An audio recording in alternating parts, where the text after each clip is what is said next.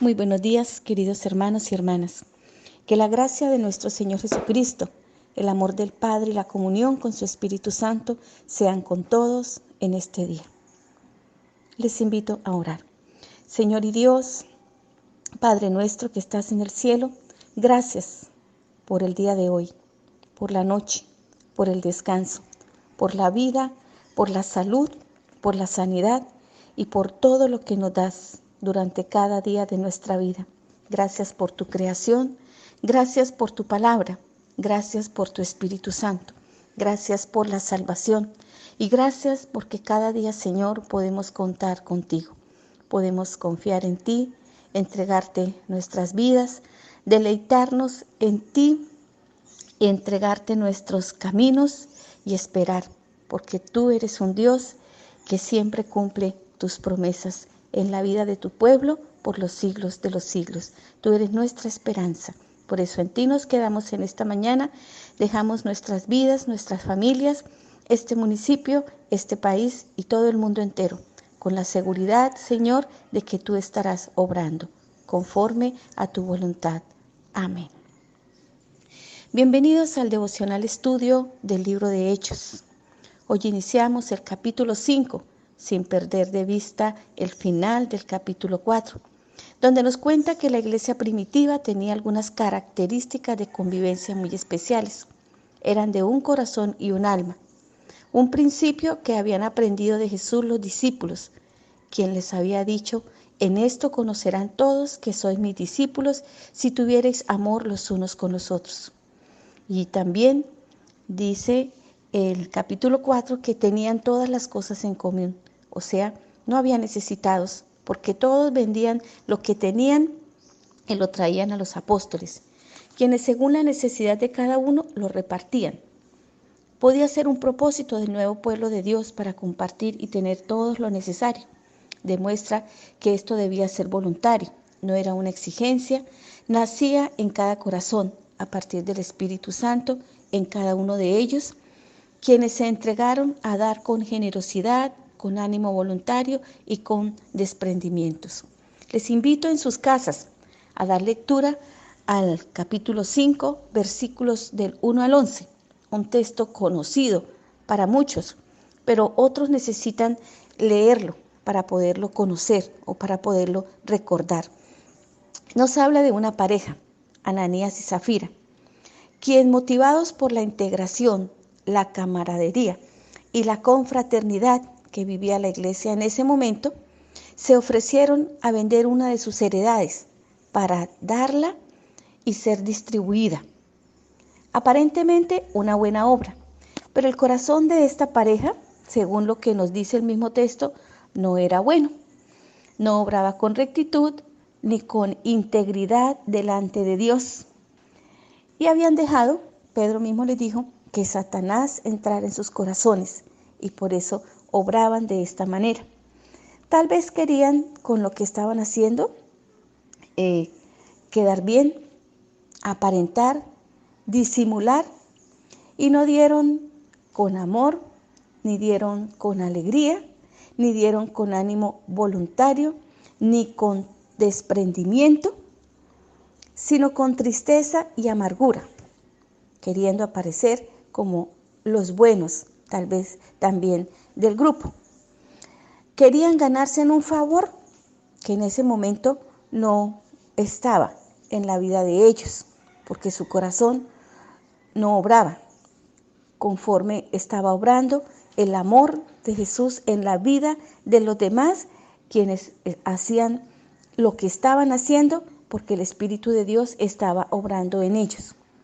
Al punto que de seguro les costaba dar, pues cuando recibieron la plata por la venta de la heredad, no dieron lo que le prometieron y se pusieron de acuerdo los dos, Ananías y Zafira, para mentir, para sacar del precio de la heredad, para sacar de lo que ellos habían prometido dar, guardar una parte y solo entregar la otra.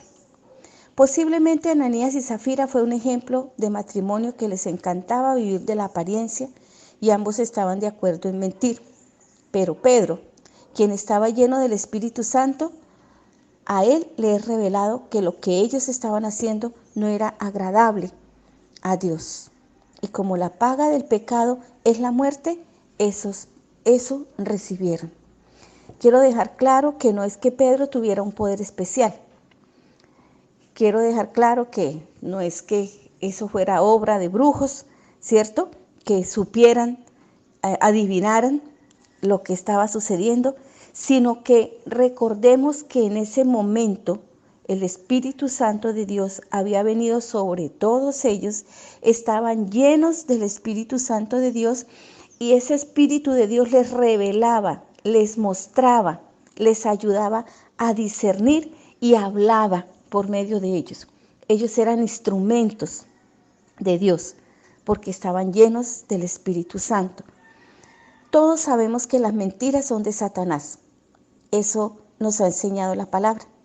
Y eso enseñamos nosotros, incluso a los niños. Pero a veces no ponemos en práctica lo que enseñamos. O esperamos que sean los demás los que pongan en práctica, los demás los que aprendan, pero yo no lo hago. Y es que nosotros no medimos nuestros actos y con lo que hacemos pensamos engañar a los hombres, sin darnos cuenta que estamos ofendiendo a Dios, porque todo lo que hagamos en contra de nuestro prójimo es como si lo hiciéramos contra Dios mismo. Ananías y Zafira querían alcanzar buena reputación en la iglesia, donando engañosamente un terreno de su propiedad que nadie le había pedido, pero que ellos usaron para aparentar. Lo hicieron, como ya lo dijimos, por intereses personales, pero Dios mismo los desenmascaró delante de la comunidad para que se dieran cuenta que la paga del pecado es la muerte y para que se dieran cuenta que de Dios nadie se burla. Muchas situaciones vienen a la mente de cada uno de nosotros cada vez que leemos este texto, situaciones que nos permiten a nosotros también confrontarnos, actitud que fue castigada por Dios inmediatamente. Algo que quiero dejar claro en este capítulo, en esta parte que estamos trabajando hoy, es la omnisciencia de Dios. Dios conoce la mente y el corazón y sabe y conoce todo lo que hacemos. Y por eso es importante tratar siempre de hacer las cosas con la mejor actitud, pues Dios conoce todo de nosotros. Tal vez nosotros no lo podamos hacer, tal vez nosotros solamente miremos las caras, lo que nosotros queremos ver, pero Dios conoce dentro de cada uno de nosotros, conoce todo de nosotros.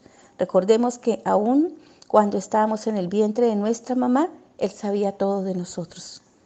Y en el caminar diario de nuestra vida, Dios no pierde ninguno de los actos ni momentos de nuestra vida. Todo queda reflejado allá con Dios. ¿Cómo lo hace? No sabemos. Les invito a que en sus lecturas tengamos en cuenta el Salmo 139, versículos 1, 3 y 4 a 8, o todo, donde el salmista reconoce que Dios lo examina y lo conoce, que Dios conoce su sentarse y su levantarse, que Dios conoce desde lejos sus pensamientos, que Dios escudriña su andar y su reposo, que todos los caminos son conocidos delante de Dios y que aún no está la palabra en su lengua y el Señor ya la sabe. Y por eso termina diciéndole: ¿a dónde me iré de tu espíritu? ¿A dónde huiré de tu presencia? Si me voy a los cielos, allí estás tú, y si en el Seol hiciera mi estrado, allí tú estás. O sea, la vida del ser humano no se escapa ni un solo instante a la mirada de Dios, al escudriñar de Dios. Por eso nos invita a recapacitar, a repensar nuestras acciones en el día de hoy. Él sabe cuáles son nuestras intenciones. Por lo tanto, en Gálatas 6:7, que también les invito a leerlo, dice que de Dios nadie se burla. No os dejéis engañar. De Dios nadie se burla, pues todo lo que el hombre siembra, eso también segará. ¿Qué sembró Ananías y Zafira? ¿Y qué segó? ¿Qué sembramos nosotros? ¿Qué segamos? Nadie está exento. Si bien es cierto, estamos en tiempos de gracia, y de gracia, gracia, gracia y misericordia, y la hemos podido ver cada uno en nuestras vidas, que solo es la gracia, el amor y la misericordia de Dios las que nos sostienen y las que nos dan cada día la oportunidad de levantarnos. Pero eso no quiere decir que también se nos vaya la mano en las cosas que hacemos. Pues si bien es cierto, Dios levantó a su iglesia, y dio a su Hijo, a quien más amaba, y permitió que se derramara su sangre, es para también tener un pueblo nuevo, que aunque somos pecadores, nos invita a ser maduros y a ser conscientes en la vida cristiana de cada paso que damos para no avergonzar al que nos dio la vida y al que nos la salvó. Entonces, Dios, los seres humanos somos dados a prometer a Dios cosas que no cumplimos y pensamos que Él no se da cuenta. Somos dados a dar para que nos vean, o damos por interés esperando recibir, o con tristeza porque nos va a hacer falta, o damos a regañadientes, y este texto nos enseña que Dios conoce todo de nosotros. Y no solamente nos estamos refiriendo a la plata, nos estamos refiriendo a la vida de cada uno de nosotros, al tiempo que nosotros le damos a Dios, a la obra que hacemos en su nombre, aquí en la tierra donde Él nos ha puesto, con qué actitud y de qué manera nosotros lo hacemos. Hoy no caemos muertos como cayó Ananías y Zafira. Eso fue algo especial que Dios en ese momento lo hizo también con un propósito especial, ¿cierto? Pero hoy la vida mal llevada en la presencia de Dios también tiene consecuencias. Y a veces nosotros nos salimos adelante, a veces nosotros nos estancamos, a veces nosotros no vemos lo que Dios quiere que veamos, sus milagros, sus maravillas y todas las cosas maravillosas que Dios tiene para nosotros, porque no estamos viviendo la vida conforme Él quiere que la vivamos. Pensamos que engañamos a Dios o pensamos que engañamos a los hombres. Puede ser que entre nosotros nos engañemos, pero a Dios nadie lo engaña. Dios sabe que el pecado de cada uno de nosotros daña la relación con Dios, con nosotros mismos y con la comunidad a la que pertenecemos, y quiere que evitemos la mentira, por ejemplo. Colosenses 3, 9 al 10, que también les invito a leerlo y que no lo leemos en este espacio por el tiempo, dice: no se mientan los unos a los otros, porque la mentira siempre ha sido pecado. Recordémoslo. Entonces, si ya nos despojamos de lo que éramos antes y de las cosas que antes hacíamos y nos hemos revestido de la nueva naturaleza, la del nuevo hombre que se va renovando cada día, entonces hagamos las cosas conforme a la voluntad de Dios. Y eso tal vez era lo que el Señor también le estaba mostrando a su comunidad, a la comunidad allí de Hechos. Antes de Cristo eran unos, y tal vez estaban acostumbrados a comportarse así, Ananías y Zafira. Pero después de Cristo, debían ser otros. Esas acciones y esas actitudes debían cambiar, porque la iglesia estaba dando muestras de una nueva vida. Y ahí lo estaban viviendo. Ellos llegaron con su actitud a dañar lo que la iglesia primitiva en ese momento estaba viviendo. Esa vida nueva en Cristo. Allí, esa iglesia que estaba floreciendo y que necesitaba y que tal vez Dios quería que fuera nueva. Para eso la había hecho nueva. Estaba recién, el Espíritu Santo acababa de venir, los estaba llenando a todos, les estaba empezando a cambiar su mente y su corazón. Pero siempre sabemos que el pecado o Satanás entra para destruir, y los seres humanos somos muy dados a seguir lo que Él nos invita a hacer. Dios quiere que seamos honestos, leales, unos con los otros, los unos con los otros, porque quiere que recordemos que somos templo de Dios. 1 Corintios 3:16, ¿no sabéis que sois templo de Dios y que el Espíritu de Dios habita en vosotros? Eso lo sabemos nosotros, eso lo saben nuestros niños, porque en las escuelas dominicales se los enseñamos. Y la pregunta es, ¿qué pasa entonces? Somos templo, yo soy templo del Espíritu Santo de Dios. Eso es lo que decimos, eso es lo que enseñamos, eso es lo que dice la palabra de Dios. ¿Cuándo? ¿A partir de cuándo? Desde el bautismo. Desde el bautismo, el Espíritu Santo de Dios está en nosotros. Por eso estamos invitados a ser personas nuevas, personas temerosas de Dios, personas que pensemos que la paga del pecado es la muerte, aún hoy también, si no hacemos lo que a Dios le agrada. Si bien es cierto, somos pecadores, si bien es cierto, nuestra naturaleza es inclinada al mal, también nosotros tenemos el control de nuestra vida porque Dios nos ha dado control, y más teniendo su palabra y más teniendo su Espíritu Santo, quien nos guía. El Señor es quien nos ha dado su Espíritu Santo y quiere que su iglesia goce de estas características, de las características de la iglesia primitiva. El Espíritu de Dios nos ha dado un nuevo corazón, por eso nuestra actitud debe cambiar, pues Él transforma la vida de las personas y nos lleva al arrepentimiento, al verdadero arrepentimiento y a la verdadera conversión. Él es quien coloca generosidad, desprendimiento. Él es quien nos invita a no dar por obligación.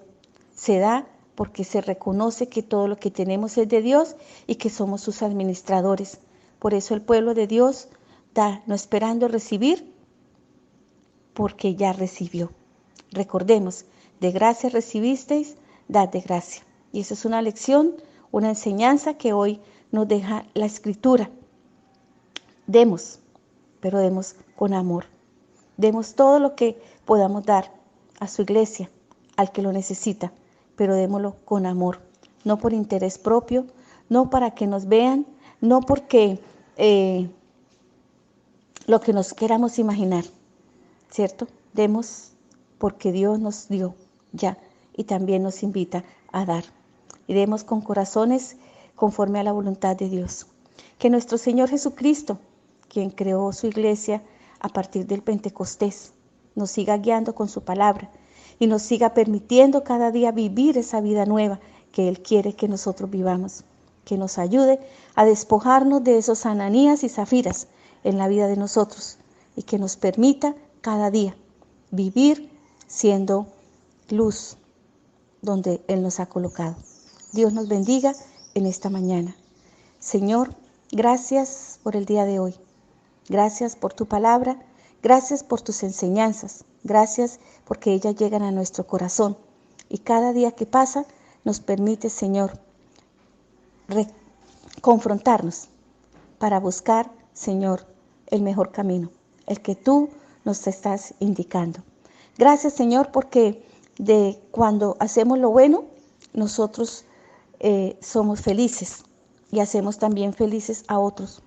Pero cuando hacemos lo malo, Señor, también somos desdichados y hacemos desdichados a otros. Ayúdanos, Señor, para que cada día tomemos conciencia de nuestra tarea aquí donde tú nos has puesto, de ser ejemplo como iglesia en el mundo para que muchos quieran venir y disfrutar de la salvación. Gracias por este día y gracias, Señor, por estar con nosotros, con nuestras familias, con este municipio y con este país. Amén.